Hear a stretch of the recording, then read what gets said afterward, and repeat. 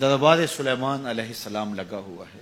بلقیس ملک سبا سے حاضر خدمت ہونے کے لیے چل پڑی۔ جب بالکل قریب آ گئی اور حضرت سلیمان نے اپنے درباریوں سے کہا کہ مجھے تخت بلقیس چاہیے، جنوں میں سے بڑا قوی ہیکل ایک جن نے کہا حضرت یہ خدمت میرے سپرد رہی، میں لے کر آتا ہوں، کب لاؤ گے؟ اس نے کہا کہ میں دوپہر تک لے آؤں گا۔ وہ کوئی 7 والی گلی میں نہیں پڑا ہوا تھا، وہ 1 مہینہ جاتے ہوئے لگتا تھا، 1 مہینہ آتے ہوئے لگتا تھا۔ کوئی چھوٹی سی ڈبیا ہو جیب میں ڈال کے لے آنا ہو تو پھر بھی 2 ماہ چاہیے، لیکن وہ تخت 60 ہاتھ چوڑا تھا، 80 ہاتھ لمبا تھا۔ شرن جب ہاتھ کا لفظ بولا جائے کہ اتنے ہاتھ لمبا تو وہ کونی تک ہاتھ ہوتا ہے۔ یہ 1.5 فٹ کا آج کل ہمارا ہاتھ ہے، جب لوگ بڑے ہوتے تو سائز بڑا ہوتا ہوگا، تو بغیر کسی مزاحمت میں اس کو کاٹ کے بھی لانا ہو تو سال چاہیے، لیکن وہاں تو پہلے کھڑے ہیں۔ تو جن نے کہا کہ میں دوپہر تک لے آتا ہوں، بہت بڑی پیشکش تھی نا، لیکن حضرت سلیمان نے کہا نہیں، مجھے اس سے بھی پہلے چاہیے۔ شان ہے نا، مجھے اس سے بھی پہلے چاہیے۔ وہ تو آ گئی ہے اور اس کے آنے سے پہلے چاہیے۔ اب جندوں میں جو سب سے طاقتور تھا اس نے تو اپنی پیشکش رکھی کہ میں تو اتنا کر سکتا ہوں کہ دوپہر تک لے آؤں۔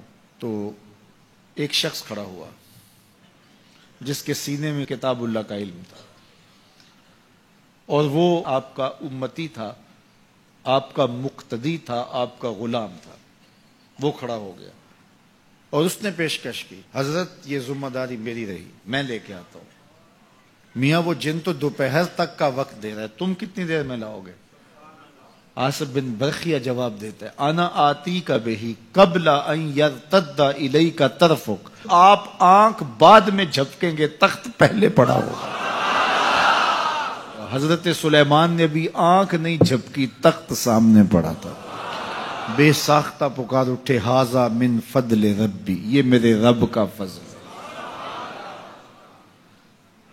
اب حضرت سلیمان علیہ السلام کے ایک درباری، آپ کے ایک مقتدی اور آپ کے ایک امتی کو اللہ نے یہ طاقت، توانائی اور شان دی ہے کہ 1 مہینے کی مسافت پہ پہروں کے حصار میں پڑا ہوا اتنا بڑا تخت آنکھ جھپکنے سے پہلے دربار میں حاضر کر دیتے ہیں۔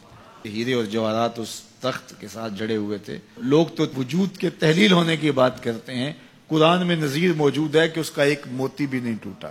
حضرت امام فخر الدین رازی علیہ رحمہ فرماتے ہیں، جب حضرت سلیمان کے مقتدی کی یہ شان ہے کہ آنکھ جھپکنے سے قبل اتنا بڑا تخت حاضر کر دیتا ہے، تو جس امام کے پیچھے مسجد اقصی میں حضرت سلیمان خود نماز پڑھی، اس مقتدا کی شان کا عالم کیا ہوگا؟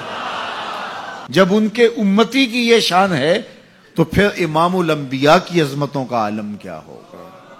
تو آنے واحد کے اندر تخت بلقیس کا حاضر کر دینا یہ نظیر ہے اس بات کی کہ ایک جگہ سے دوسری جگہ مختصر وقت کے اندر منتقل ہونا یہ کوئی مسئلہ نہیں ہے۔